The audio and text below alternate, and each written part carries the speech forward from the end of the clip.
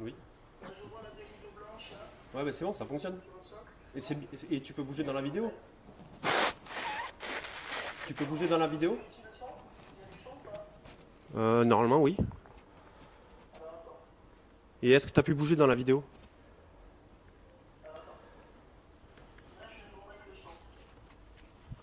Donc là, je parle pour voir s'il y a du son. Nickel. Il y a de l'image, il y a du son. Bah nickel.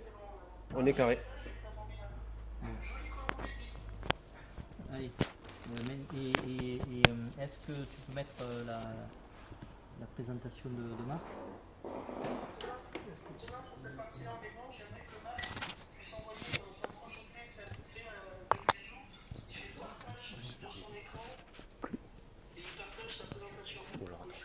Ça te dérange pas? Bon. Qu'est-ce que tu veux? Faut aller dans Zoom. Recording in progress. Non, non, Merci. va dans Zoom.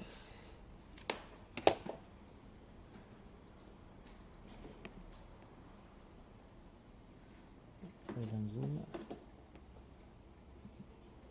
Voilà, et là. Tu dois avoir quelque chose là.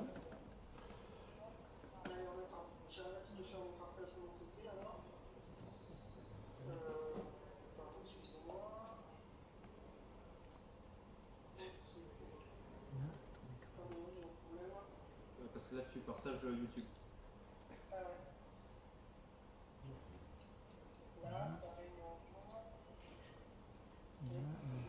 On a Vladimir Zelensky avec nous ce soir.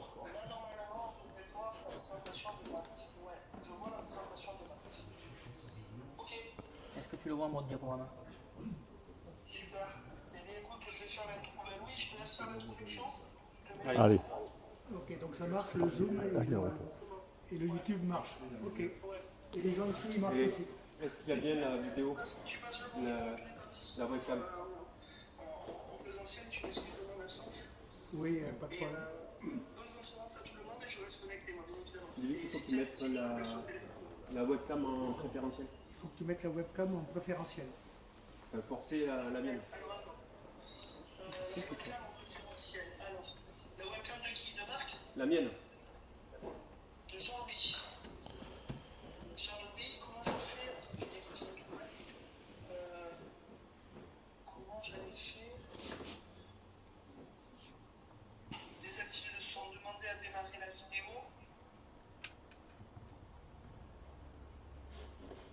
Déjà active ta vidéo, toi. Ok. Putain, comment j'avais fait? Épingler. Ouais. Alors, si j'épingle, vous voyez quoi là? 3 AF toujours. Ça va être le. Pas bon. Attends, je suis en train d'enlever mon. Ouais, c'est bon. C'est bon, je peux y aller. C'est bon. C'est Donc, bon oui, ça, je te laisse la main. Ok. Et moi, Merci, on te laisse. ok, donc on raccroche et puis tu me rappelles. Et Louis va commencer. Allez. Bonne conférence. Ok, merci Michael. Ciao. Faut être prêt, loin. Je sais pas. Bon, mesdames et messieurs, bonsoir. Merci de venir à cette première conférence de l'année 2023 du groupe Provence de la 3AF. Merci aussi au musée de l'aviation de Saint-Victoré comme toujours, d'être fidèle à nos conférences et de nous accueillir une fois de plus pour cette première conférence de l'année. Nous avons eu déjà 2 activités cette année qui étaient des visites de la base aérienne d'Istres, et là nous commençons avec notre première conférence, et le premier conférencier que nous accueillons, le premier conférencier que nous accueillons, Marc Jouan. Marc Jouan, qui est un ingénieur qui a passé toute sa carrière chez Eurocopter et Airbus Helicopters.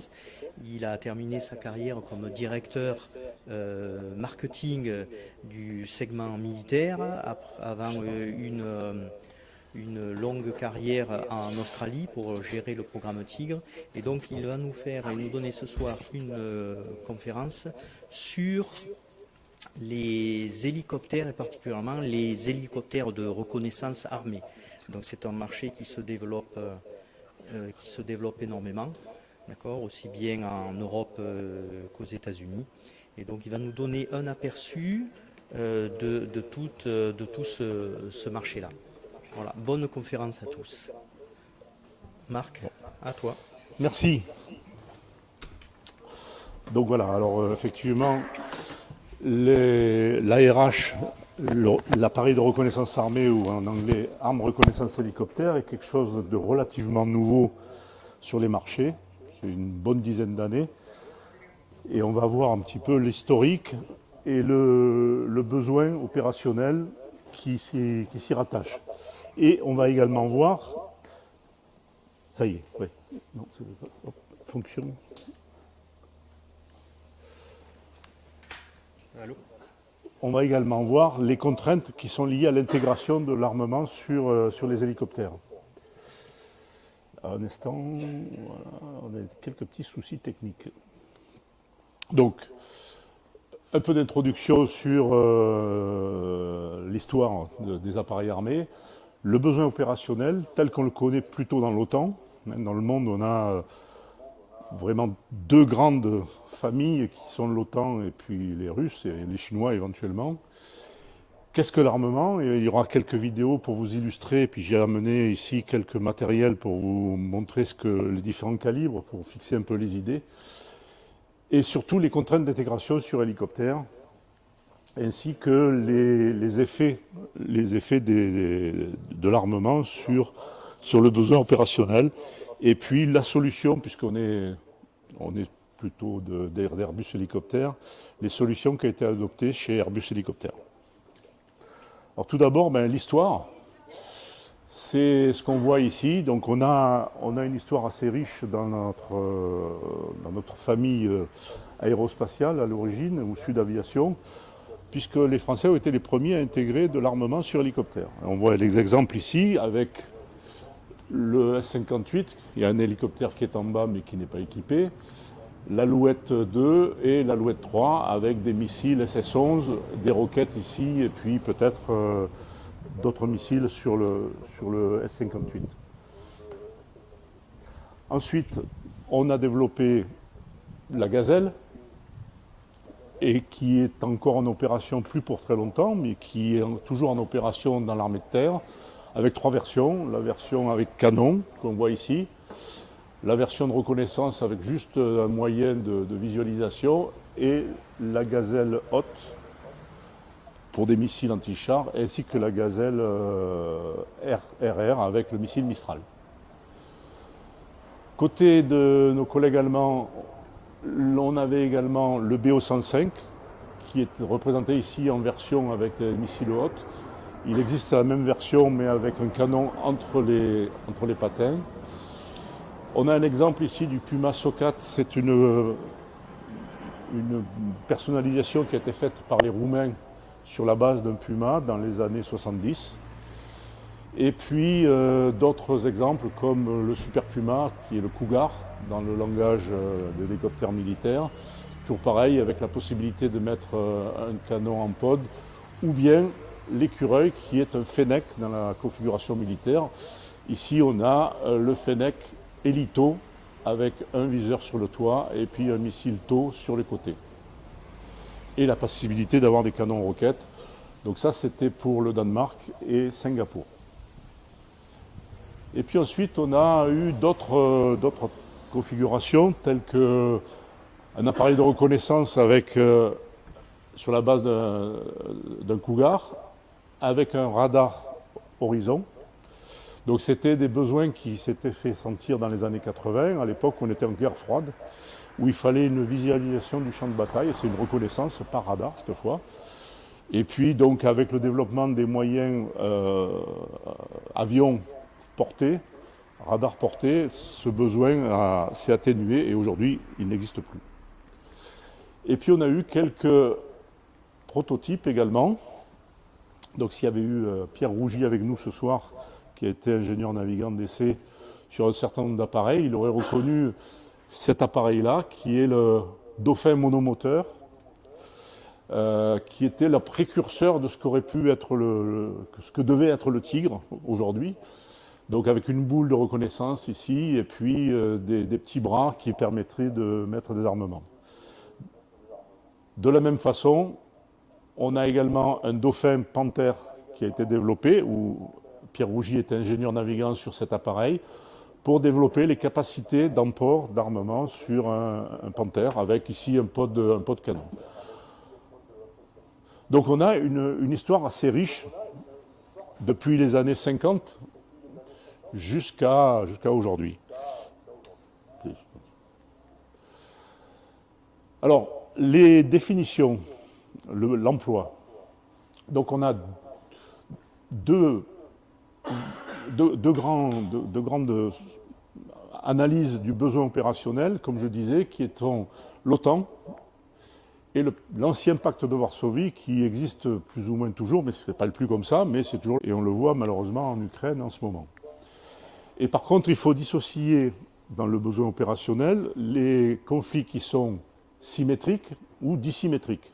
Alors, symétriques, on a deux opposants qui sont de force égale et qui s'opposent avec des moyens qui sont quasiment égaux, des techniques qui sont d'emploi qui sont assez égales, donc le mode opératoire est similaire.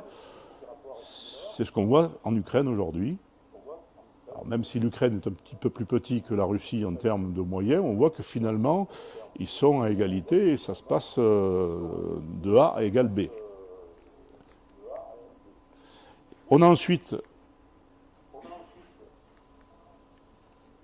voilà, la dissymétrie, donc c'est typiquement ce qu'on avait pendant le conflit au Vietnam, où on a un opérateur qui a des forces assez importantes et un autre qui est un petit peu différent. Ils sont de même nature, mais ils ont des moyens différents. Et un est supérieur à l'autre. Donc typiquement, les États-Unis par rapport aux Viet Minh pendant la guerre du Vietnam.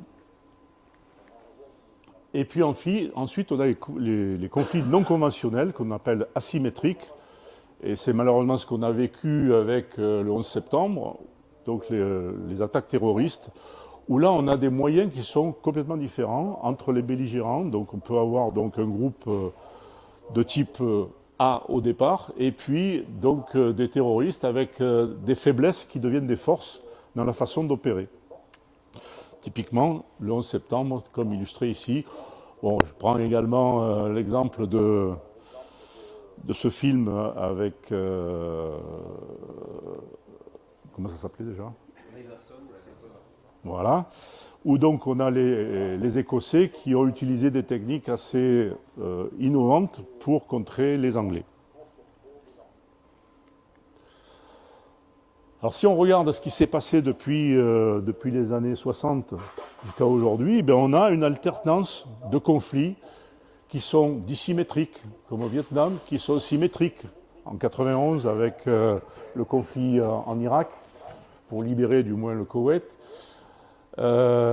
Dissymétrique également pour la guerre en Irak, pardon. Symétrique pendant la guerre, il y avait vraiment deux blocs qui s'affrontaient de même nature, avec des techniques d'emploi différentes, mais de même nature. Asymétrique en Somalie et aux Balkans, dans les Balkans dans les années 90. Également asymétrique en Afghanistan. Dissymétrique en Libye, où là, c'est donc la coalition France en Royaume-Uni, un petit peu américain, qui affrontait la Libye, où les forces libyennes étaient très bien équipées et qui avaient des techniques également qui ressemblaient à celles qui pouvaient être utilisées. Asymétrique au Mali, et puis on voit dissymétrique dans le conflit en Syrie et en Ukraine. Donc on voit qu'il y a une alternance. Et aujourd'hui, 80 ans d'utilisation tactique des hélicoptères se sont prononcés. Que sera le futur ? C'est le gros problème des gens qui font la programmation. Quel est l'hélicoptère le mieux adapté au conflit qui peut arriver ? Et donc il faut avoir une souplesse d'emploi et pouvoir équiper un appareil avec différents moyens. Donc l'hélicoptère, dans son environnement, a des problèmes à régler. D'abord, la température et l'altitude. Donc, il faut un certain nombre de moyens et de puissances installées pour combattre dans des conditions particulières. On peut être dans un environnement hostile, jungle, montagne, neige, et on peut avoir à supporter des troupes au contact, et on verra ça un petit peu plus loin dans la présentation. Voilà quelques exemples de milieux en utilisation. Donc l'Afrique de l'Ouest, avec des températures assez élevées. L'Arabie du Sud, c'est le conflit qu'on a actuellement au sud en Somalie et à côté. Pourquoi pas un conflit qui pourrait être en Amérique du Sud ou dans le nord de l'Amérique du Sud, dans les Andes. Et puis celui qui a donné un grand nombre de retours d'expérience, la grande période d'opération en Afghanistan pour tout le monde, qui a créé en fait un besoin qui est maintenant identifié comme un nouveau standard de l'OTAN. C'est le 6K95, c'est-à-dire 6000 pieds, 95 degrés Fahrenheit, qui correspondent à 6000 pieds ISA plus 35. Alors ISA plus 35, ça veut dire que par rapport au standard du niveau de la mer, où on est à l'altitude 0, on doit avoir 15 degrés. Et si on décroît la température au fur et à mesure qu'on monte, normalement on devrait avoir à peu près à 6000 pieds de l'ordre de 0 degré, à peu près. Et si on a 35 degrés, ça veut dire qu'on est à ISA plus 35.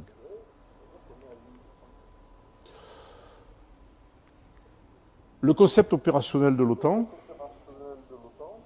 c'est tout d'abord d'avoir de l'intelligence, voilà des exemples de moyens d'intelligence, de reconnaissance, de porter des feux dans différents moyens, terrestres, navals et dans l'air, et puis de faire du mouvement, là aussi avec différents moyens. Donc des bateaux, des avions, des hélicoptères. Donc c'est un triple besoin opérationnel, quel que soit le scénario.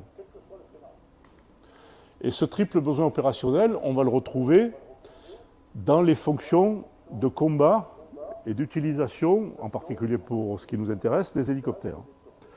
Donc le premier élément qui est l'intelligence, ça va être de faire de la reconnaissance. Et aujourd'hui, on parle de reconnaissance armée. Si ça veut bien venir, voilà. La reconnaissance armée. Porter des feux, donc c'est la mission d'attaque. Et puis, donc, le mouvement, c'est la mission de manœuvre, de transport. C'est pour ça que vous entendrez parler d'hélicoptères de reconnaissance, d'hélicoptères de manœuvre, hélicoptères d'attaque. Voilà, il y a ces trois éléments différents qui répondent à des besoins opérationnels génériques pour ce qui nous intéresse dans l'OTAN. Et puis, on va trouver également ce qu'on entend énormément parler d'opérations spéciales, opérations spatiales par-ci, par-là, etc. Ce n'est pas une mission à part. C'est prendre des éléments qui sont dans ces fonctions de combat et les utiliser pour une fonction bien particulière.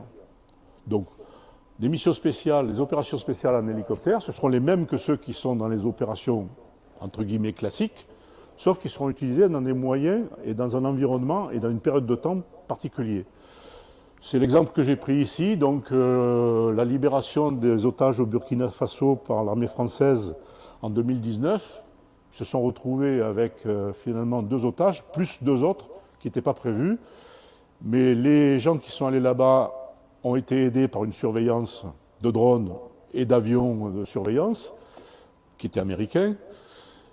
Ils ont été amenés par des hélicoptères assez loin, ils ont été protégés par 1 ou 2 tigres, et puis bon, ils sont allés libérer les otages. Malheureusement, il y a 2 personnes qui ont décédé, 2 marins qui sont décédés à cette occasion. Mais voilà un exemple d'opération spatiale, mais utilisant des moyens qui sont classiques. Alors si on regarde un peu plus en détail, donc l'ARH, c'est observation, reconnaître, éventuellement faire de l'appui aux troupes au sol et de la destruction de cibles faiblement protégées. C'est bien l'objectif d'un appareil de ce type-là. Alors si on regarde un peu plus de détail les trois fonctions, donc la reconnaissance armée, la mission primaire, c'est ce qu'on appelle l'ISTAR, donc l'intelligence, surveillance, acquisition de cibles, target acquisition, et la reconnaissance, la détection. Alors on verra un petit peu en détail qu'est-ce que ça veut dire, la reconnaissance et la détection. La deuxième mission primaire, c'est l'attaque, donc porter des feux dans la profondeur, faire de l'interception RR, faire de l'interdiction de zone pour éviter que des ennemis arrivent dans l'environnement qu'on veut protéger, et faire de l'escorte des appareils de manœuvre.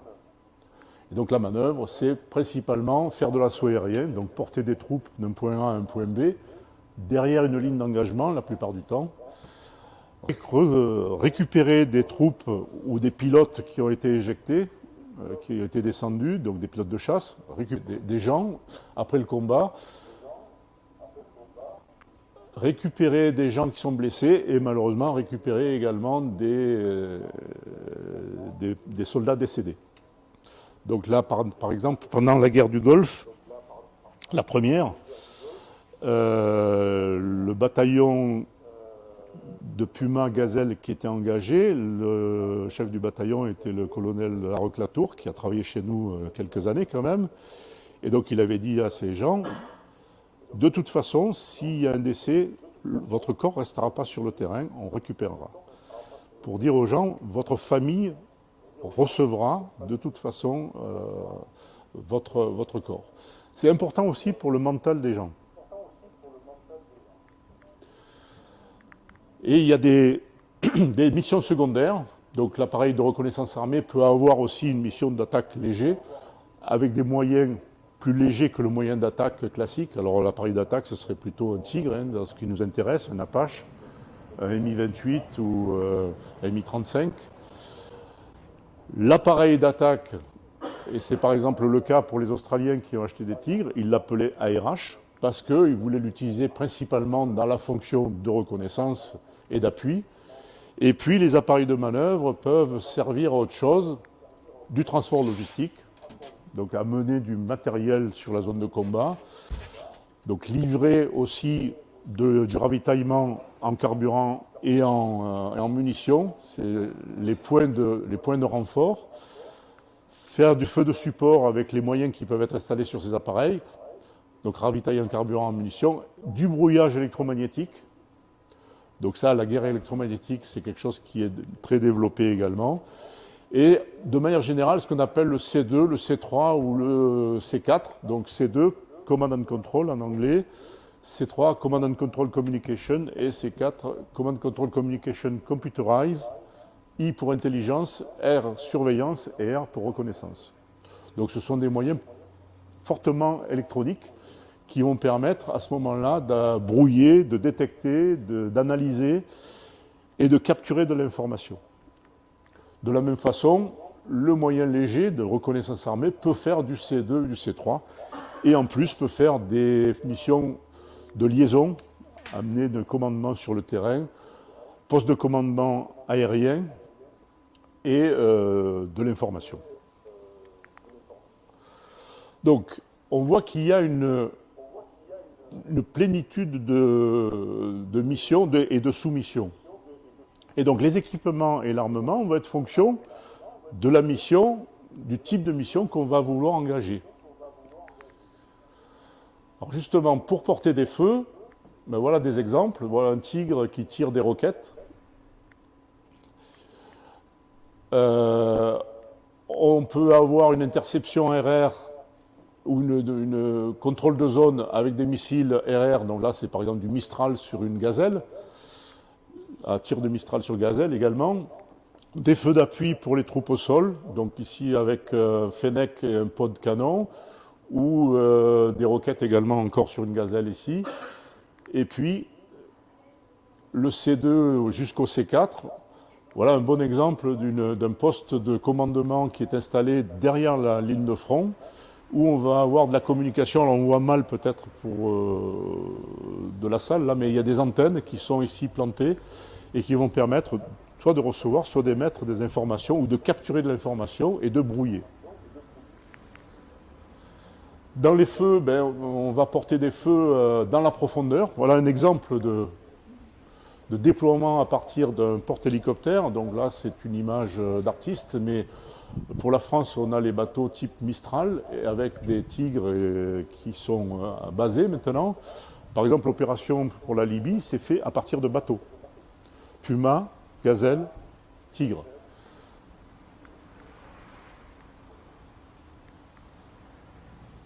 Des opérations de la profondeur également avec un appareil qui va être équipé qui aura l'allonge nécessaire, donc du carburant et du personnel associé. Donc exemple de NH90 ici avec un montage de pot de canon en 20 mm. Et puis de la défense, voilà, deux types d'hélicoptères qui peuvent servir à la défense, donc le Tigre dans la version française ou le Tigre dans la version allemande, pour protéger des zones, et puis l'escorte. Et là aussi, donc, un Tigre qui escorte soit du NH90, soit du 225M, donc du Cougar, Super Cougar. Exemple d'assaut aérien, donc là, un assaut aérien avec Black Hawk. Donc on voit qu'on a une nuée d'hélicoptères où il y a un nombre important de troupes, et on va avoir un posé en permanence. C'est typiquement ce qui se faisait au Vietnam, au moins au début au Vietnam. Et puis pour ce qui nous intéresse, donc la mission de reconnaissance armée, donc ISTAR, voilà un bon exemple d'un appareil ISTAR qui est dépassé aujourd'hui, mais qui a vécu pendant longtemps. Donc c'est le Bell Kiowa Warrior. On a un moyen électro-optique qui est posé sur le mât, au-dessus du rotor, et qui va guider, qui va donner un certain nombre d'informations aux Apaches en particulier, et qui peut être équipé avec des moyens d'autoprotection ou d'appui au sol. Dans ce cas-là, c'est des roquettes. Un autre exemple, donc le 145M, et on verra une vidéo associée, ou le Fennec, que j'ai déjà montré. Et donc, la reconnaissance et une image de reconnaissance telle que celle-ci. Alors, qu'est-ce qu'on voit ici? On voit qu'on a un véhicule, on a une image infrarouge, on a des zones chaudes, là sûrement il y a le moteur. Ce véhicule a dû rouler récemment parce que les roues sont chaudes, donc les roulements ont accumulé de l'énergie. Et puis il y a un personnel qui est bien sûr à certaines températures. Et donc là, ça nous permet d'introduire la notion de DRI, donc détection, reconnaissance, identification. Alors qu'est-ce que c'est? Là aussi, ce sont des définitions OTAN. Donc la détection, c'est trouver, il y a un objet, il y a quelque chose, avec un moyen électro-optique, qui est la plupart du temps infrarouge. Il y a un pixel qui est détecté par le système, et on ne va pas donner une valeur exacte, puisqu'il y a des données qui sont relativement confidentielles, mais on peut aller jusqu'à 20 km pour trouver qu'il y a quelque chose. Le deuxième, ça va être la reconnaissance, et donc ça veut dire qu'on a détecté quelque chose, on reconnaît le type d'objet. Donc il s'agit d'un véhicule. On ne sait pas de quel type, mais il s'agit d'un véhicule. Et on va aller jusqu'à 10 à 15 km. Et puis l'identification, là, c'est dire, c'est un véhicule à roues, et c'est un ami ou c'est un ennemi. Donc là, typiquement, c'est un VAB. Donc un VAB, on sait que c'est un véhicule ami, si on est français. Et donc là, l'ordre de grandeur de l'identification, ça va être jusqu'à 8 km à peu près. Enfin, les moyens électro-optiques ont fait des progrès phénoménaux dans les 10 dernières années, c'est extraordinaire. Le Tigre, qui est un appareil des années 90, a un viseur de toit pour la version française, qui était le top du top quand on a promu cet appareil, en particulier en Australie. Aujourd'hui, ce viseur, il est dépassé. D'ailleurs, il va être revu, il va être remplacé par un nouveau dans la version Mark III. Donc les progrès ont été phénoménaux. Pour ce qui est de l'armement, on va distinguer plusieurs choses. L'armement balistique et l'armement guidé. Et ensuite, l'armement RR et l'armement air-sol. Donc ici, on a les deux catégories, armement air-sol, éventuellement armement RR, et puis les couleurs vous donnent si c'est du guidé ou si c'est du balistique. Alors balistique, c'est quoi? C'est du canon de la mitrailleuse, c'est quelque chose qui est par définition non guidé. Encore que pour l'artillerie, on a des obus qui sont guidés aujourd'hui. Et donc à l'inverse, on va trouver des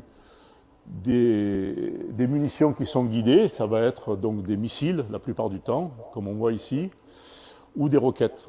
Alors je vous ai amené donc un exemple. Alors on va passer par du balistique. Ici, c'est une munition de 30 mm qui est montée sur le Tigre, mais qui est également montée sur avion d'armes. Le Rafale va tirer la même munition. Petite particularité, c'est une munition qui est mise à feu par impulsion électrique. Ensuite, on va avoir du 20 mm. C'est les pods canon 20 mm dont je vous parlais, là, comme celui-ci. Ça tire ça. Voilà. Donc ça, c'est des munitions autant. Et là, c'est une mise à feu classique par fulminate. Ensuite, mitrailleuse, ça va être du calibre 12,7 ou calibre 50, qu'on voit ici. Ça, c'est le pod HMP 400 de chez FN Herstal. Et puis des munitions plus petites, munitions autant des années 90, du 7,62, que va tirer aujourd'hui le pod Gatling que l'on voit ici. Et puis, pour vous faire des comparaisons, d'autres munitions, ça c'est une munition russe, de l'équivalent de la 7,62 autant, donc munition russe, qui est toujours tirée dans la mitrailleuse PKM, que l'on voit en permanence, là quand vous voyez dans les reportages, type qui tire avec une bande un petit peu, puis une arme un peu ajourée, ben c'est ça que ça tire. Alors, il faut savoir que ça date des années 30, ça. Et puis, puisqu'on parle souvent de Kalachnikov, voilà ce que c'est une munition de Kalachnikov. C'est beaucoup plus petit. Donc ça porte moins loin, mais c'est quand même aussi très dangereux. Et ça, c'est la munition qui est tiré par les fusils, donc le FAMAS, qui n'existe plus maintenant, c'est le HK416 des troupes en France. Donc c'est du 5,56. C'est la munition 22 long rifle, mais un peu plus grosse. Voilà. Et une roquette non guidée. Alors voilà, ça ressemble à ça. Donc on a trois parties. La partie qui est de cet endroit-là jusqu'en bas, ça va être de la poudre qui va propulser la roquette sur sa trajectoire. La partie avant qui est ici, c'est la partie de la munition. Il y a à peu près, c'est gros comme une canette de coca, hein, et donc il y a à peu près 1 kg d'explosifs dans la version explosive. Et puis la partie arrière qui est la partie guidage. Alors donc on a des ailettes qui se replient. Lorsque la munition est dans son lanceur, les ailettes sont repliées et elles se déploient lorsque la roquette s'en va. Et donc, comme je montrais tout à l'heure, ici, donc, on a des tuyères qui sont elliptiques, hélicoïdales. Et donc, lorsque la propulsion du gaz est envoyée, à ce moment-là, la roquette se met à tourner pour améliorer la précision. Donc ça, c'est, par exemple, une roquette avec une charge explosive. Enfin, là, elle est factice, hein, bien sûr. Et puis, on va trouver des roquettes avec des... Bon, le terme générique, c'est sous-munition, même si la sous-munition, ce n'est pas un explosif, ça n'existe plus, c'est interdit par les conventions de Genève aujourd'hui. Mais on va tirer, par exemple, sur des véhicules pour immobiliser des camions ou des choses comme ça. On va avoir un faisceau de fléchettes de ce type-là. Alors, c'est un morceau d'acier très durci, avec un empennage en plastique, et puis une pointe qui est juste là pour l'aérodynamique. Et puis, une autre capacité qui va être d'envoyer des clous. Enfin, c'est des petites fléchettes. Et ça, c'est de l'antipersonnel. Il faut savoir que là, il y en a 1000 comme ça dans cette zone-là. Et donc, des fléchettes, il va y en avoir une trentaine. Et donc, ça va avoir un effet de répartition sur une zone.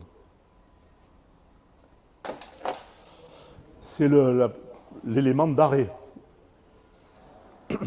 Alors, je vous ai mis quelques films pour illustrer l'utilisation des armements, pour que vous ayez une idée de ce que ça représente.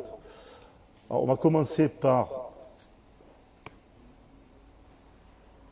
ce film-là. Alors, il est un petit peu ancien. C'est du 635. C'est en Afrique. Là, on voit le montage d'une roquette dans son pod. Je vois mal là, mais... Le moyen de reconnaissance, la boule électro-optique.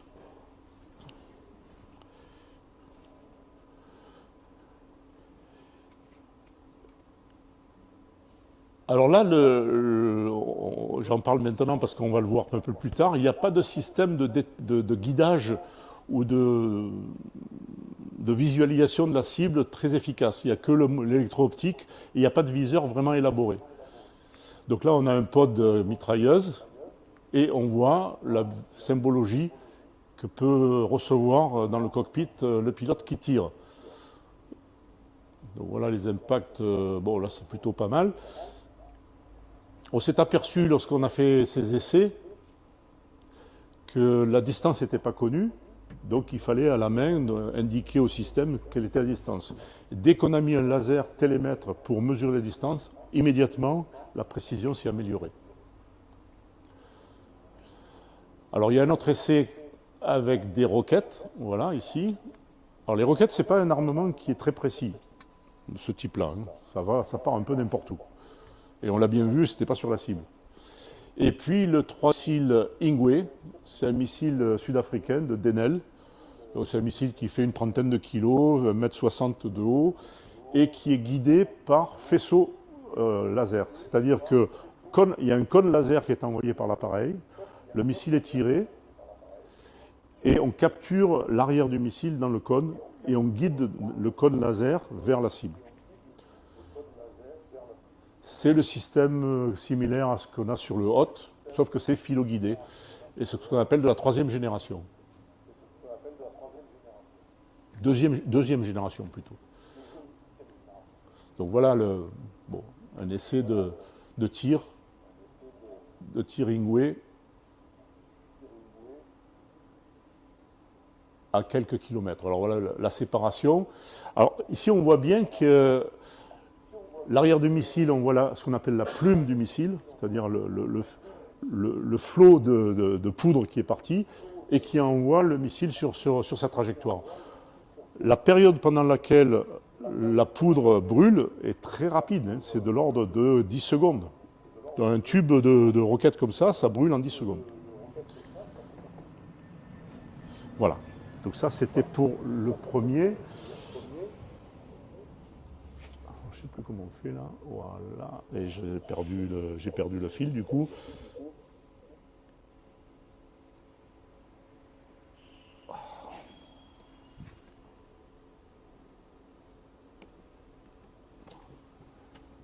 Tu peux m'aider là parce que je ne sais pas comment on fait. Tu veux faire quoi? Et je vais le fermer. Alt F4. Hein? F4? Alt F4. Voilà. Le deuxième,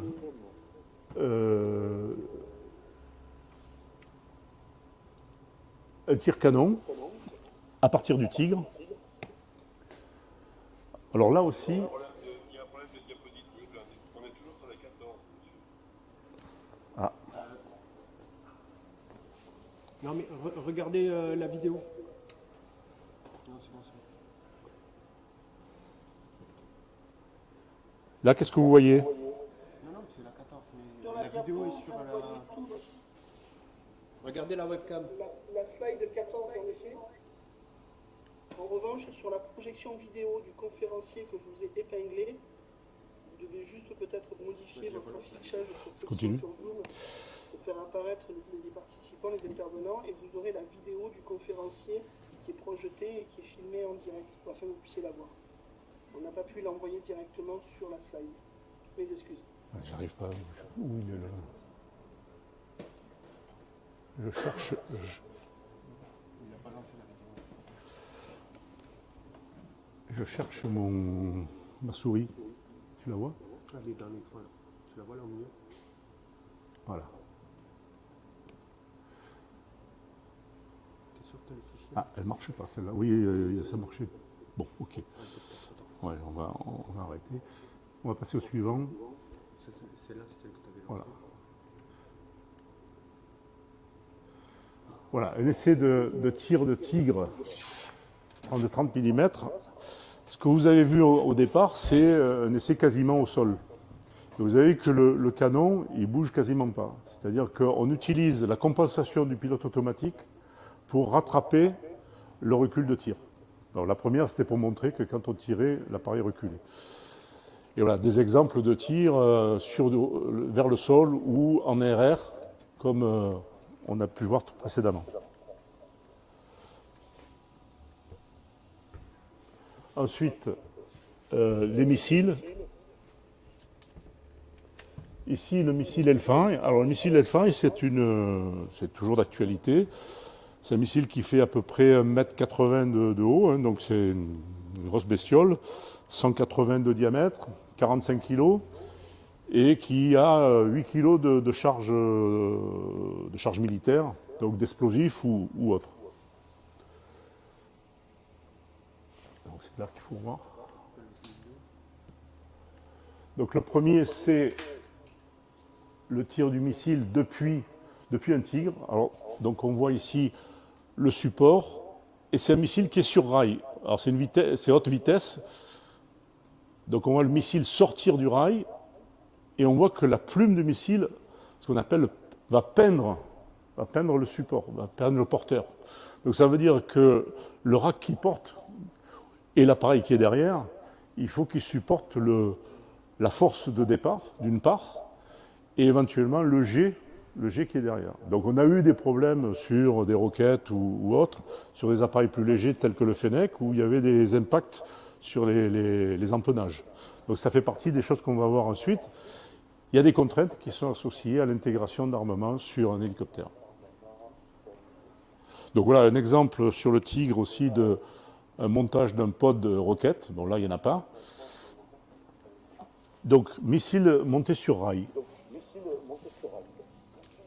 Et puis un exemple, alors une autre vidéo qui montre le missile au départ de l'appareil. Enfin j'espère. Non, il ne veut pas, donc on ne va pas y insister. C'était pas bien grave.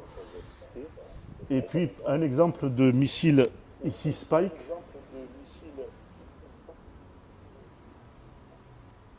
Ah, il est passé. Ah, c'est sur ton écran principal.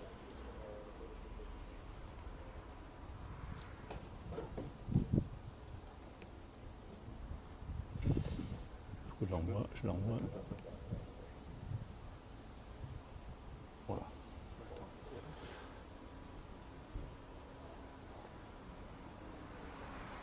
Voilà, on va le remettre au début, si on peut.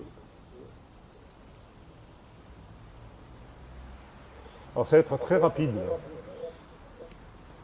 Voilà, le missile est parti. On a vu juste quelques étincelles, mais c'était pas tellement ça que je voulais vous faire voir, c'est le fait qu'il y a un fil. Donc le missile dans ce cas-là, c'est le Spike, donc c'est fabriqué par Rafael, donc une entreprise israélienne. Le missile est dans un canister, dans un tube, comme pour le cas du missile Hot, et il y a un fil qui va permettre de recevoir l'information qui est sur le nez du missile. On verra tout à l'heure une vidéo qui montre ce que voit la caméra. Donc ça veut dire que pendant qu'on tire le missile et qu'il est en train d'aller sur sa trajectoire et sur sa cible, ben, l'hélicoptère il va avoir des manœuvres qui sont limitées. Parce que donc le fil il pend, c'est un câble qui a une certaine solidité, mais on ne peut pas non plus faire des manœuvres trop conséquentes. Donc, une autre vidéo là sur voilà, le départ du missile. Ah, je vais le remettre à 0. Voilà, regardez, le missile part de son support et puis il a une trajectoire qui va rejoindre la cible qui est un bateau quelque part ici. Alors, je ne sais pas si vous avez remarqué, mais il y a 2 G sur le côté et puis quelque chose au milieu qui brille aussi. Donc en fait les G c'est l'éjection des gaz pour le guidage du missile et l'arrière c'est le traceur qui permet au tireur de voir la trace du missile. Donc c'est plus une illumination infrarouge qu'une propulsion. C'est ce qu'on a également sur le missile Hot.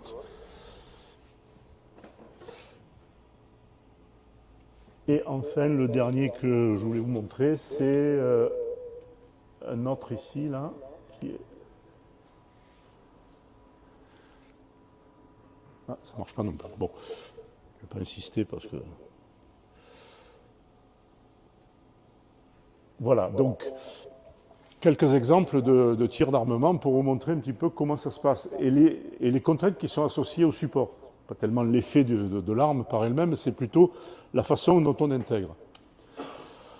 Donc, en résumé, on a des moyens qui sont des moyens balistiques, des moyens qui sont RR ou air-sol, et des moyens guidés. Donc, je n'ai pas parlé de roquette guidée, mais la roquette guidée, ça va être la même chose que ça, sauf qu'on va rajouter un module qui fait à peu près 20 cm de haut, entre la partie propulsion et la partie, qui est la partie militaire, qui va être un guidage qui va permettre, avec des ailettes, d'orienter la trajectoire du missile de manière limitée, mais de le remettre dans une trajectoire de précision.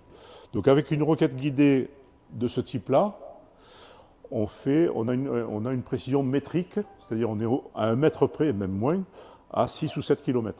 Alors qu'à la même distance avec une roquette classique, on est plutôt dans les 100, 200 ou 300 mètres.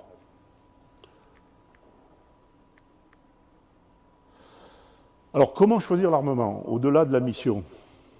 Il y a aussi d'autres notions qui sont l'opération par elle-même. Si on a en face de soi une menace de ce type-là, qui est donc un pick-up avec une mitrailleuse 12-7, et qu'on utilise un hélico avec aussi une mitrailleuse 12-7, on est dans ce qu'on appelle l'interlétalité. Donc là, on risque d'avoir un problème parce que les armes sont de la même portée. Donc, c'est pas bon. Donc, il va falloir passer avec autre chose. Dans ce cas-là, on va utiliser un canon de 20 mm, par exemple, où la longe du canon de 20 mm est plus importante que la mitrailleuse. Exemple, ici, donc 1500 mètres par rapport à 600. Et puis, si en face de nous, on a quelque chose de beaucoup plus puissant, donc ça, c'est typiquement un poste anti-aérien 14-5 russe. Désolé, mais c'est plutôt les Russes qui sont l'ennemi depuis toujours, et ça continue malheureusement. À ce moment-là, on est dans l'interlatéralité avec un canon de 20, et il faut passer à autre chose. Et là, on va utiliser un autre moyen, on va utiliser du 30, exemple. Et puis, si en face de nous, on a quelque chose de beaucoup plus costaud, donc là, c'est un Mi-35, à ce moment-là, on va utiliser un missile RR. Donc, c'était juste pour illustrer que c'est la menace qui conduit au choix de l'armement. La mission et la menace. On a vu les missions, on voit la menace. Ensuite, dans le choix de l'armement, bon, j'en ai parlé, je vais balayer rapidement. Donc, l'armement air-sol, pour donc des missiles, hein. ATGM, ça veut dire Air-to-Ground Missile, donc armement air-sol, plutôt contre les chars de bataille, de l'armement RR, plutôt contre des hélicoptères ou des avions légers, des roquettes ou du canon et des roquettes guidées pour des moyens légers. Et puis de la mitrailleuse, ensuite, c'est plutôt pour du personnel, de l'antipersonnel. Donc la combinaison d'armement est aussi importante en fonction de la mission et des menaces. Donc le même appareil doit pouvoir porter au moins 2 armements différents en fonction du type de mission. Alors voilà un petit peu plus qu'est-ce qu'il y a à l'intérieur d'un missile Elfa, et voilà comment c'est fait. Donc la partie propulsion, qui est toute cette partie arrière. Là, ici, la charge militaire avec une charge creuse. En fait, c'est une double charge creuse. La charge creuse, c'est un cône en cuivre, derrière laquelle va se trouver une charge d'explosif. Et au moment où l'explosif va être mis à feu, ça va projeter ce cône de cuivre en un faisceau plasma. C'est ce qui va percer le blindage du char. Ce n'est pas l'explosion, c'est le faisceau de plasma. Et puis devant, on va trouver tout le système de guidage, la détection du... Alors je ne l'ai pas dit tout à l'heure, l'Elfa est guidé par laser, par point laser. Donc ici le système qui détecte le laser, et puis des petites ailettes qui vont guider le missile. Une roquette, c'est un exemple qui est ici, donc toute la partie propulsion et la partie munition. Et une roquette guidée, donc la même chose avec ce module de guidage qui est à l'avant. Alors maintenant, quelles sont les contraintes dues à l'hélicoptère? Donc il y a un sujet qui est primordial, c'est que c'est la façon d'opérer qui va aussi influencer. Donc il y a plusieurs façons d'opérer. La première, c'est de faire du pop-up, c'est-à-dire de monter du ras du sol derrière des arbres, de se découvrir et de tirer en stationnaire. Et là, on a un problème parce que on a le downwash du rotor, c'est-à-dire le flux du rotor qui s'appuie sur l'appareil et qui va sur le sol va perturber les trajectoires des éléments balistiques. Ça va être influencé. Donc c'est le cas ici dans la formule du stationnaire. Donc la portance est égale à la force qui est due à la masse. Et donc ce qu'on appelle la vitesse induite, dans ce schéma ici, donc la vitesse induite sous le flux du rotor, sous le rotor, donne le downwash. Alors j'ai indiqué que ce downwash est fonction de la surface du disque, de la densité et de la masse de l'hélicoptère. Donc ce qu'on va essayer de faire, c'est de réduire l'influence du downwash, qui est plutôt sur la partie balistique, comme je disais, roquette, parce que la surface de mètre couple de la roquette est plus importante qu'un 20 mm ou qu'une 12-7. En plus, les vitesses sont différentes. Donc une roquette part avec une vitesse relativement faible, de l'ordre de 200 mètres secondes. Alors qu'une munition de 12-7 va partir à 300-350 mètres secondes, même plus peut-être. 400, oui. Donc pour minimiser l'influence du downwash sur le tir, il est préférable d'utiliser un hélicoptère d'une masse modérée. On a vu que la masse était un sujet, donc c'est pour ça qu'on dit entre 4 et 6 tonnes. En vol d'avancement, par contre, le downwash sera incliné vers l'arrière, donc c'est beaucoup plus favorable. Donc c'est le deuxième mode de tir. Au lieu de tirer en stationnaire, on va tirer en avancement de manière à éviter ces effets. Alors, l'effet sur les missiles ou sur les moyens guidés, il existe aussi, mais le guidage permet de rattraper la trajectoire. Donc, le choix de l'hélicoptère sera influencé par les missions effectuées, le type d'arme, la quantité de munitions, qui est fonction donc, des cibles, le volume de carburant pour la mission, l'élongation, dans la profondeur ou pas, et d'autres qualités que l'on va voir. Par exemple, la qualité essentielle pour un appareil de reconnaissance, c'est de voler dans le terrain, dans les abris, des vallons, derrière des arbres, le cacher le plus possible, puisqu'on fait de la reconnaissance, il ne faut pas être vu. Et donc les moyens de manœuvrabilité sont importants, ce qui sont illustrés ici, la manœuvrabilité est illustrée ici par ce diagramme, s'il veut bien revenir, voilà, qui est un appareil qui part à une certaine vitesse. Alors je suis désolé, la figure n'est pas très nette. 100 nœuds par exemple, un quick stop pour s'arrêter derrière quelque chose qui va barrer la vue, et puis repartir dans la foulée et en vol près du sol. Donc ça c'est un élément typique d'analyse des capacités d'un hélicoptère de reconnaissance. Donc ce qu'il faut pour faire ça, c'est avoir un rotor rigide le plus possible pour être très manœuvrant, ou semi-rigide. Mais le problème d'un rotor rigide, c'est que ça engendre des vibrations. Donc il faut avoir un moyen pour stabiliser la plateforme de tir en réduisant les vibrations. Alors il y a plusieurs moyens, on ne va pas rentrer dans le détail, mais c'est la façon dont le Tigre a été conçu aussi, par exemple, avec un système d'amortissement et de réduction des vibrations. Il faut de la réserve de puissance pour améliorer la manœuvrabilité. Il faut qu'au moment où on va donner un coup de manche pour s'arrêter, on puisse effectivement bien avoir la portance qui est inclinée vers l'arrière pour arrêter l'hélicoptère et repartir. Et puis réduire les signatures pour ne pas être vu, que ce soit la signature visuelle, donc avoir un corps assez étroit, sonore, ça parle de soi-même, la signature radar et la signature infrarouge. Alors il y a des techniques, radar en utilisant des composites par exemple, et infrarouge en utilisant des suppresseurs d'évacuation des gaz, des peintures absorbantes, des formes qui sont réduites. Donc Vous voyez qu'il y a tout un tas d'éléments qu'il faut prendre en compte quand on veut concevoir un hélicoptère qui doit porter de l'armement et qui doit faire des missions de reconnaissance armée. Quelles sont les contraintes? Alors là, on va lister un petit peu qu'est-ce qu'il faut pour faire un appareil armé. Ben, tout d'abord, il faut des supports. Il faut supporter les armements. Et il faut avoir des supports qui soient suffisamment rigides et qui ne se plient pas lorsqu'il y a le départ du tir, puisque la précision va être affectée.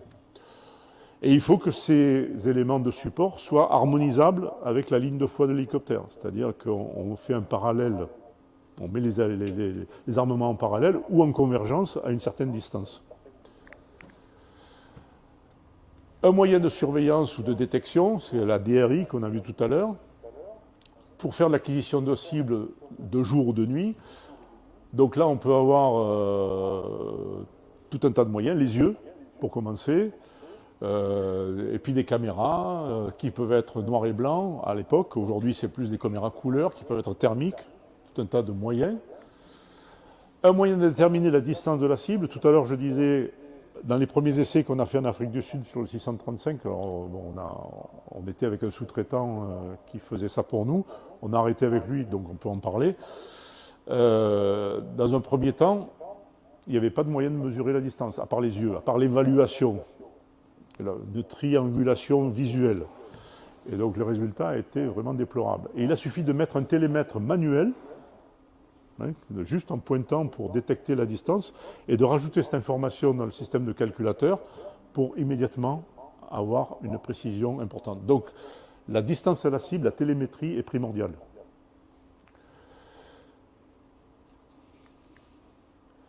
Un moyen de viser ou de désigner ou de guider, ben, il faut dire où est-ce qu'on veut aller, hein. Même si c'est du balistique, il faut mettre la croix sur la cible, hein, c'est le principe de base, ou le laser sur la cible, ou un autre élément. Il faut avoir un harnais électrique, c'est-à-dire un système d'alimentation qui est spécifique à l'armement, qui est séparé du système de bord, pour ne pas avoir d'influence sur le système de bord, avec tous les systèmes de sécurité. Et généralement, on a 3 niveaux de sécurité pour une arme: l'alimentation, la mise en opération, et puis le feu, et la gâchette. Donc généralement, il y a 3 niveaux pour la sécurité de tout le monde. Et puis, un calculateur de prédiction du but. Ben, le calculateur, c'est le cerveau humain quand on n'a rien d'autre. Mais on peut aller beaucoup plus loin. Un calculateur qui est analogique ou numérique, avec des bus.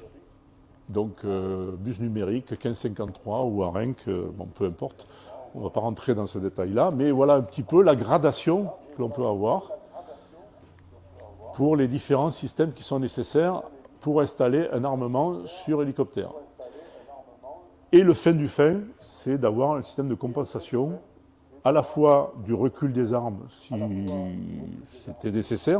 Alors sur le Tigre, je n'ai pas pu vous le montrer, mais le premier tir qu'on a vu, on a vu que le canon tirait, mais l'appareil ne bougeait pas, donc c'est une compensation. Et puis on peut avoir également besoin de compenser la position des armes par rapport à l'hélicoptère pour avoir une trajectoire qui est toujours convergente vers la cible. Et ça, on va voir ça un petit peu plus loin. Et donc, connecter tout ce système-là au pilote automatique, à l'anémométrie de l'appareil, et voir au système de navigation s'il y a besoin. Et enfin, il faut tenir compte des effets du porteur. Donc, les déchets de tir sont un sujet important. La roquette évacue des déchets de tir assez conséquents, puisque ici, au milieu de la roquette, on a une tige centrale qui est enduite de sel, qui va faire l'harmonie, pour faire brûler en harmonie la poudre. Sauf que cette tige, lorsqu'elle brûle, en fait, elle fond. Et donc, elle envoie des déchets de tir. C'est un des sujets qu'on avait de problématique avec les Australiens. C'est que les premiers tirs, ils ont dit, mais on met le feu aux bouches. Ah ben oui. Donc, il a fallu que FZ, qui est le concepteur de la roquette, trouve les moyens de minimiser, voire annuler ces effets de déchets de tir. On a eu des déchets de tir également sur des empennages de Fennec à une certaine époque. Donc déchets de tir, le souffle des armes peut effectivement être un problème. Là aussi, un exemple, c'était un canon 20 mm monté sur un Panther, si je me souviens bien. Et il y a ce qu'on appelle un frein de bouche sur le canon qui permet de minimiser le recul. Sauf que le frein de bouche, il faut qu'il soit orienté correctement, c'est-à-dire dans le sens vertical. Et là, bon, c'était dans un certain pays, le frein de bouche était orienté à l'horizontale et le pilote est à droite en hélicoptère. Et le canon est à droite aussi. Ils ont fait des essais de tir, le pilote est descendu, il est tombé. Le souffle du canon l'avait fortement perturbé. Donc, c'est pas neutre. Et puis, donc, le débattement des armes éventuellement sur l'hélicoptère. Alors ça, c'est plutôt pour les armes qui sont en portière, ce qu'on appelle en sabord. Voilà des exemples d'impact. Alors ici, on a un impact d'un maillon. Le maillon, c'est ce qui va tenir. C'est ce qui va tenir chaque munition l'une à côté de l'autre. Ces maillons, ils peuvent être éjectés au moment où on tire. Alors dans le cas du HMP 400, qui est la mitrailleuse du 7, ils sont préservés à l'intérieur. Mais il peut y avoir des systèmes où les maillons sont évacués et ils volent, ils partent comme ça. Et là, il y en a un maillon qui est implanté dans le bord d'attaque d'une pale. Ici, c'est un trou qui a été généré par un armement sabord parce que les limites de débattement étaient mal faites. Voilà, un impact sur pale ou sur un port d'attaque. Donc ça fait partie aussi des conditions qui doivent être prises en compte. Et puis pour le calcul du but, donc les paramètres de calcul du but, le fin du fin, c'est ça. Alors ça, c'est une planche que j'ai extraite d'une présentation qu'avait fait Pierre Rougier il y a au moins 20 ans, au moins 25 ans.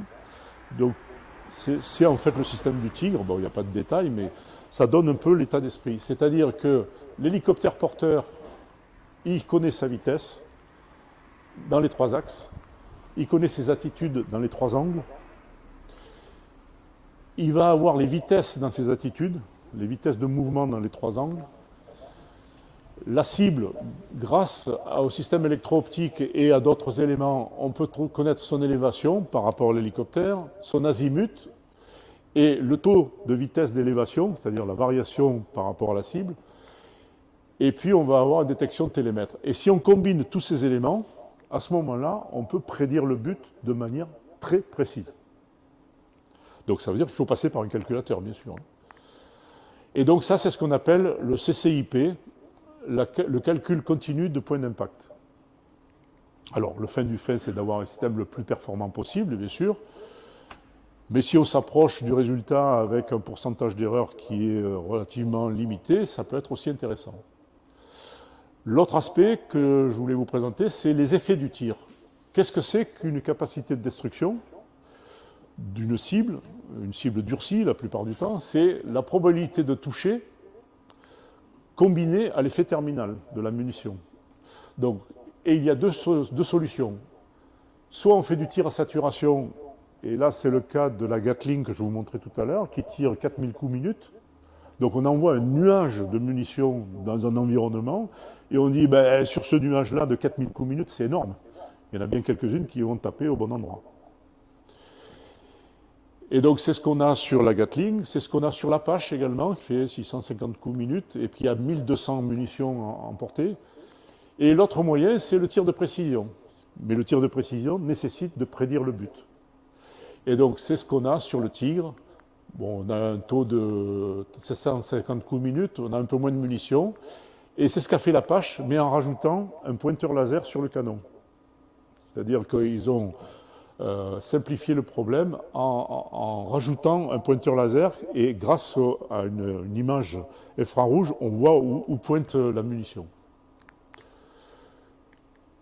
Dans l'effet terminal, ben, la munition explosive va avoir un effet terminal qui est fonction du volume. Donc, une munition de 20 mm aura 4 fois plus d'effet, donc 20 mm, c'est ça, aura 4 fois plus d'effet qu'une munition de 12,7, du fait du volume de charge à emporter. Donc à partir de là, bon, ça permet de choisir le type de munition. Et ensuite, il y a les effets d'éclat. Alors j'en parle parce qu'on va voir comment on opère ensuite. Une munition de 12,7 que je viens de vous montrer a une zone létale, donc mortelle, de 10 mètres. Diamètre de 10 mètres. Et une zone de danger, donc un risque d'éclat qui aille beaucoup plus loin, de 50 mètres de diamètre. Alors qu'une munition de 20, on va être plutôt à 30 et 100 mètres. Et enfin, le dernier point, c'est la pénétration de blindage. Voilà. Donc un canon de 20 mm qui a une vitesse d'éjection de 985 mètres secondes va perforer une plaque d'acier de blindage de 36 mm à 0 degré, à 0, c'est-à-dire comme ça. Donc parce que généralement le blindage peut être incliné, donc quand on fait les essais, on fait à 0. Et donc on va percer 36 mm à 600 mètres. Alors qu'une munition de 12,7, qui part beaucoup plus vite, 1200 mètres secondes, va perforer la même épaisseur, mais qu'à 400 mètres. Et n'ira pas plus loin. Donc juste pour donner une idée des différentes munitions. Alors le besoin opérationnel. Il y a un besoin opérationnel qui s'appelle les troupes au contact. C'est quelque chose qui a été particulièrement vu en Afghanistan, où les forces de la coalition étaient souvent à proximité des insurgés. Donc qu'est-ce qui se passe? On a une zone d'amis, et puis une zone d'ennemis qui est dans une zone particulière, par exemple ici 50 mètres par 50 mètres, et qui ont besoin d'assistance parce que les ennemis sont beaucoup plus nombreux que les amis. Donc qu'est-ce qui se passe à ce moment-là? Il y a un appel au secours de ce qu'on appelle le Close Combat Support, pour un feu de suppression. Et généralement, dans l'équipe qui est là, il y a un Forward Air Controller, un contrôleur, comment on dirait en français, un contrôleur aéronautique avancé. Donc quelqu'un qui connaît parfaitement toutes les capacités de la coalition, que ce soit un B-52 ou que ce soit un Apache ou un Tigre ou autre. Et donc c'est à lui d'évaluer si dans la zone, quand il appelle, il y a un moyen quelconque, un F-18 ou autre, et quel est son armement. Si c'est un B-52 et qu'il va balancer des MK-82, ça ne va pas le faire parce que les effets collatéraux vont être importants. Donc ce que demande l'OTAN, enfin la coalition et l'OTAN en particulier, c'est que lorsqu'on a des troupes au contact, il faut qu'il y ait à minima 200 mètres entre les deux pour engager une arme et que l'arme que l'on engage montre la certitude qu'on ne va pas impacter jusqu'à 200 mètres. Et donc lorsqu'on a envoyé du Tigre, l'armée française a envoyé du Tigre en Afghanistan, il a fallu qu'elle démontre aux Américains en particulier, donc à l'OTAN, que l'appareil était capable de ça. Alors pourquoi 200 mètres? Parce que 200 mètres, c'est la portée efficace des armements légers, tels que donc, ce qu'on vient de voir là, la 5,56 ou la Kalachnikov, donc le M16 ou la Kalachnikov, c'est les moyens d'infanterie légers, c'est 200 mètres à peu près. Donc comment ça se passe? Si on regarde un canon de 20 mm qui engage ici, on a vu que l'effet terminal, il était dans un rayon ici de 30 mètres. Une certitude, un écart circulaire, une probabilité d'écart circulaire de l'ordre de 100% des impacts donnerait 90 mètres de rayon pour l'impact le plus éloigné. Et comme l'impact le plus éloigné pour du 20 mm, c'est 30 mètres pour le létal et 50 mètres pour le danger, à ce moment-là, on a un résultat qui est d'une zone sécurisée de 140 mètres, plus ou moins 10 mètres. Donc on est bien en dessous des 200 mètres. Donc c'est la raison pour laquelle il faut faire de la précision. Parce que si ce CEP, cette erreur circulaire, est beaucoup plus large, à ce moment-là, on risque d'impacter des amis. Juste pour vous donner la notion de pourquoi faire de la précision. Alors après, comment ça se passe? Donc ici, c'est l'exemple d'une opération de tir avec un canon de 20 mm en utilisant un viseur clair, collimaté, c'est-à-dire que l'arme est collimatée, est harmonisée pour tirer à 1000 mètres. Donc on monte sur la trajectoire ici. Voilà, donc là l'appareil est à une certaine distance, on monte sur une trajectoire et puis il va commencer à tirer. Alors là on simule ce qu'on voit dans le viseur clair, ce que voit le pilote ou le tireur. Donc on a la cible en bas, la cible en haut, pardon, et puis la trajectoire qui est visualisée. Et puis plus on s'approche, plus on va pouvoir tirer sur la cible. Et on voit qu'au fur et à mesure qu'on s'approche, on se rapproche, et puis à un moment donné, on s'éloigne. Et on tire entre, ici, 1500 mètres de distance jusqu'à 700, puisque après, par exemple, si la cible a une mitrailleuse 12-7, on ne veut pas être dans l'interlétalité. Donc on va se retirer un petit peu avant. Mais ça veut dire que pendant ce qu'on a tiré ici, on a balayé, on a peint, ce qu'on appelle peindre la cible, sur une certaine distance, et donc la précision n'est pas terrible. Et on a tiré pendant à peu près entre 1200 mètres et 700 mètres, pendant 12 secondes, on a 50 au but, à peu près, ordre de grandeur. Ça veut dire que le résultat espéré, on a à peu près 10% des coups au but. Donc c'est pas terrible. Et là, on n'a pas de guidage du tout. Et puis si on rajoute un viseur de casque, un calcul du but, un CCIP, et puis des vérins d'asservissement, c'est-à-dire des vérins qui vont permettre d'orienter le canon vers la cible, à ce moment-là, les choses vont être différentes. On aura toujours la même approche, la ligne de tir, l'appareil qui se met sur sa position, et ici, on simule l'orientation des vérins d'asservissement, donc des supports d'armement, qui sont plutôt assez éloignés.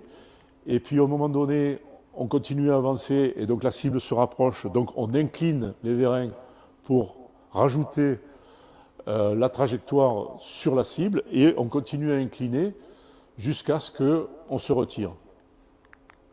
Et au moment où on se retire, à ce moment-là, on aura toujours 12 secondes et 50 au but qui auront été tirés, mais on peut espérer au moins 50% des coups au but. Ça, c'est juste pour illustrer le fait que déjà la prédiction du but, donc le calcul des moyens de visualisation et des moyens d'asservissement vont largement améliorer la précision. Alors comment ça se passe? Donc voilà ce que c'est qu'un viseur de casque ici. Alors c'est le viseur Thales qui s'appelle Scorpion. Et avant cette technologie, on avait un viseur clair. Alors le gros problème du viseur clair, c'est qu'il est en face du pilote. Et le pilote pilote et en même temps il tire. Parce que c'est lui qui voit où il va et c'est lui qui voit sa cible. Donc c'est une charge de travail considérable. Et le gars qui est à côté, c'est le chef de bord, c'est le commandant de mission, et il ne fait que l'aider éventuellement à régler certains éléments et à l'assister. Mais c'est le pilote qui tire. Et donc ça engendre une charge de travail importante. Avec un viseur de casque, ça permet éventuellement au commandant, au chef de bord de tirer, en tir préparé. On va voir comment. Alors le système, il est constitué donc du casque, des bras d'armement, comme on voit ici, ça c'est sur un Fennec. Alors, dans ce bras, ici, derrière, on a des petits vérins qui permettent d'orienter ce support. Bon, le pod HMP 400, ici des roquettes, un pod canon, un système électro-optique. Alors dans le système électro-optique, on va trouver une caméra télé couleur, une caméra infrarouge et puis un télémètre, à minima. Un missile RR éventuellement. Donc voilà les fournisseurs qui sont associés. Et puis le calculateur. Alors ça, ce système-là, c'est ce qu'on appelle H-Force. C'est le système qu'on a développé chez Airbus Hélicoptères sur les appareils qui sont en cours là, depuis une dizaine d'années. Et ça a été vendu à quelques pays. Alors là aussi, j'ai une petite vidéo pour illustrer cet élément. Là.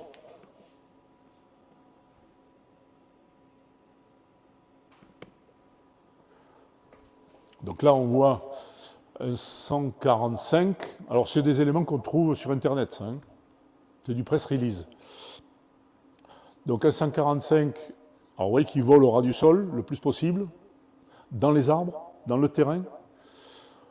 On est équipé avec électro-optique, roquette et une image infrarouge, voilà. Et le casque, donc roquette, pod 12.7, électro-optique. Là, il est monté sur sa trajectoire, il se met en tir fichant.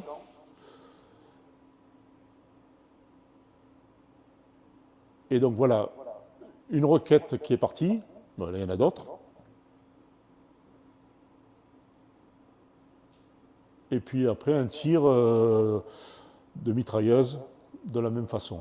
Donc là, on a le système H-Force qui est monté avec le calcul du but. Bon, il n'y a pas de vérin d'asservissement dans ce cas-là, mais ça permet donc de visualiser la façon dont les choses se font.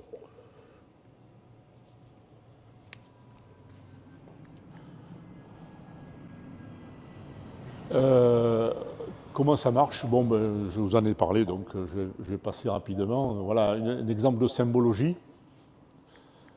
Alors, je vais vous montrer là aussi une vidéo qui est intéressante sur la symbologie.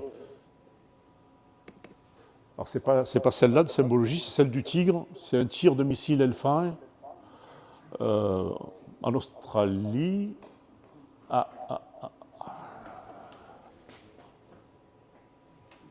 D'accord, bon, mais il veut pas. Pas maintenant. Mais pas maintenant. Hein? Faut les mettre pas maintenant, peut-être ça peut marcher. Il n'y avait pas maintenant. D'accord. Ouais, ben il veut pas là. On va essayer à nouveau.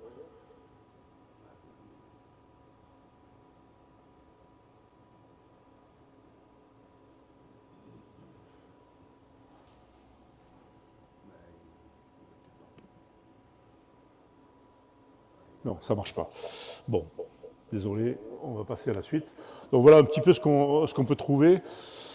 On va trouver le centre de référence du casque, la ligne, ce que voit le système électro-optique.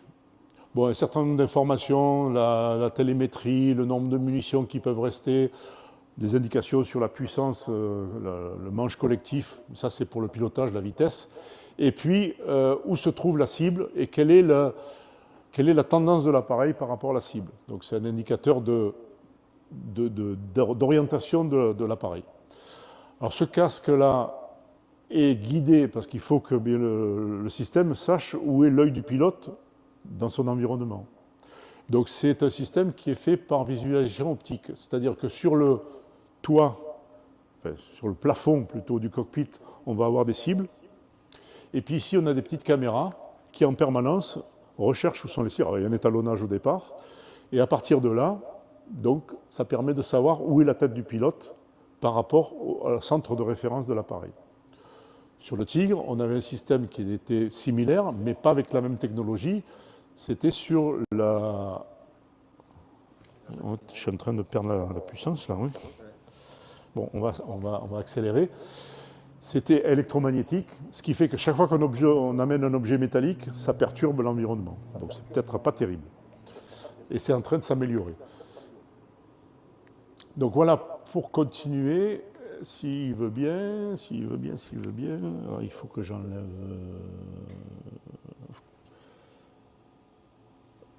Il est où mon...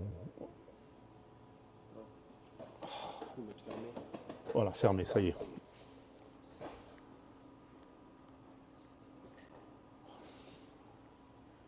Bon, alors.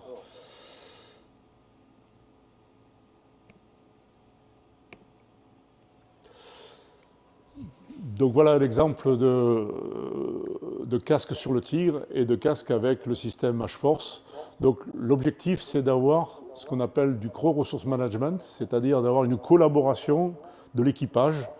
Donc chaque membre d'équipage a le même élément et va avoir les mêmes informations. Il va pouvoir discuter et interférer dans le cadre de la mission.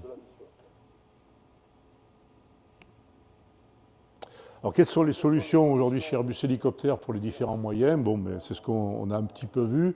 Du Fennec, du 135, on a vu la vidéo. Du 145, on vient de voir une vidéo également. Du Tigre.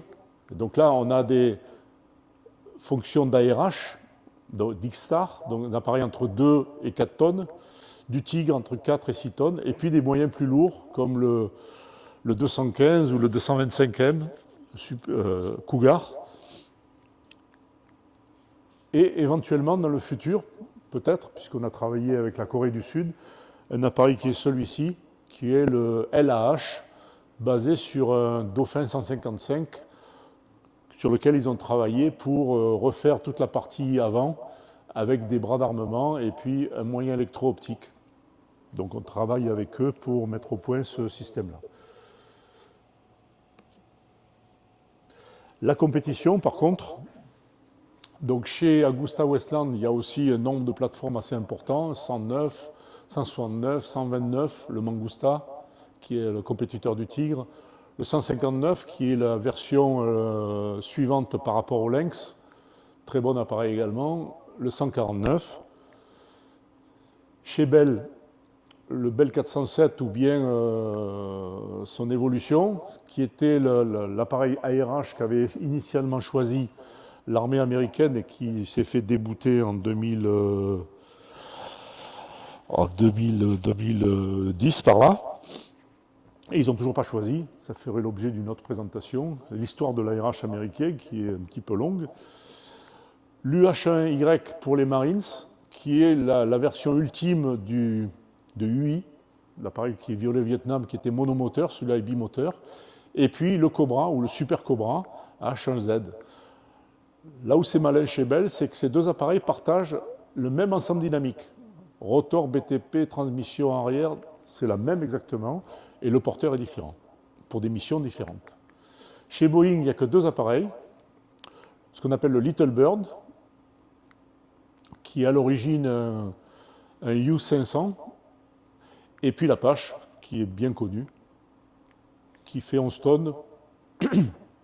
Et puis chez les Russes, là aussi, on a plusieurs appareils, Mi-28, Mi-35, on a vu tout à l'heure, et Kamov 52, qui est un cas un peu particulier, c'est un birotor contrarotatif avec siège éjectable. Pour la petite histoire, c'est-à-dire les pales sont éjectées et ensuite le siège est éjecté.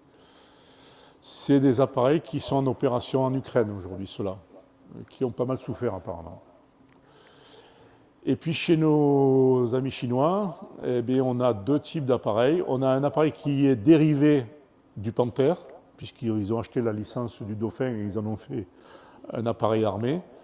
Et puis un appareil qu'ils ont développé qui s'appelle le Z10, qui est en opération que depuis pas très longtemps. Et enfin, donc, pour les Américains, donc, dans le cadre du projet ARH, ce qu'on appelle aujourd'hui FARA, le choix reste établi entre un Boeing Bell et un Sikorsky. Alors donc un hybride birotor hélice propulsive ou un hélicoptère plus classique qui ressemble un petit peu au Comanche des origines. Et donc la décision devrait être en 2023, normalement au mois de mai. Mais bon, si ce n'est pas reculé. Donc l'ARH aujourd'hui, ben, c'est des budgets limités, à part les gros pays comme les États-Unis, la Russie ou la Chine qui a d'autres idées, hein, mais les pays les plus modestes en Europe en particulier, où les budgets sont limités. Donc c'est utiliser des plateformes existantes et les transformer, qui sont souvent civiles, et les transformer dans un moyen militaire. C'est typiquement ce qu'on a avec le 160 aujourd'hui. À l'origine, c'est un appareil civil, et puis les trois forces françaises nous ont demandé de développer une version militaire. Et puis un mix de missions, et puis dans le bien-pensant, aujourd'hui, on évite le mot armée. Donc, bon, c'est de la politique, hein. Donc il faut optimiser la plateforme. Et puis d'utiliser des moyens de reconnaissance et utilitaires qui peuvent avoir plusieurs fonctions. Donc ça va être le cas de certains nombres de projets. Le projet TRUH, sur lequel j'ai beaucoup travaillé au Canada, c'est le remplacement du Griffon. Mais au Canada, le problème, c'est qu'ils n'ont pas de sous. Ils ont mis tout leur budget dans le F-35. Donc les hélicoptères, c'est les parents pauvres. Le LAH, LCH en Corée, on en a parlé. Le Fennec au Brésil. Et puis d'autres pays de ce même type-là. Mais aussi, donc, dans cette même veine, on a le UH-72 aux États-Unis. On a vendu l'appareil qu'on appelle H-145 aujourd'hui, qui est l'UH-72B, et qui remplace 4 appareils. Que ce soit du Black Hawk, un appareil d'entraînement, le Bell 407 ou le Bell UI. Et puis il y a le projet aujourd'hui du Royaume-Uni, le remplacement du Puma, du Bell 212, du Dauphin, de la Gazelle par un appareil qui s'appelle NMH, sur lequel on est en compétition, et on verra ce que ça donne.